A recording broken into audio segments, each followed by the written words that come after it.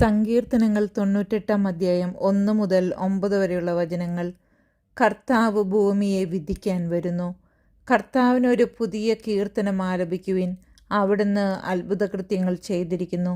അവിടുത്തെ കരവും വിശുദ്ധ ഭുജവും വിജയം നേടിയിരിക്കുന്നു.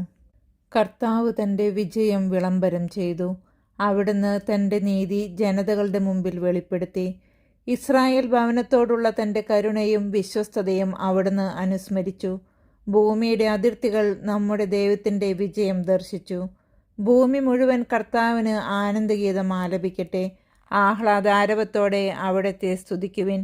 കിന്നരം മീട്ടി കർത്താവിന് സ്തുതികൾ ആലപിക്കുവിൻ. വാദ്യഘോഷത്തോടെ അവിടുത്തെ പുകഴ്ത്തുവിൻ. കൊമ്പും കാഹളവും മുഴക്കി രാജാവായ കർത്താവിൻ്റെ സന്നിധിയിൽ ആനന്ദം കൊണ്ട് ആർപ്പിടുവിൻ. സമുദ്രവും അതിലുള്ളവയും ഭൂമിയും അതിലെ നിവാസികളും ഉച്ചത്തിൽ സ്വരമുയർത്തട്ടെ. ജലപ്രവാഹങ്ങൾ കരഘോഷം മുഴക്കട്ടെ. കർത്താവിൻ്റെ മുമ്പിൽ പർവ്വതങ്ങൾ ഒത്തൊരുമിച്ച് ആനന്ദകീർത്തനം ആലപിക്കട്ടെ.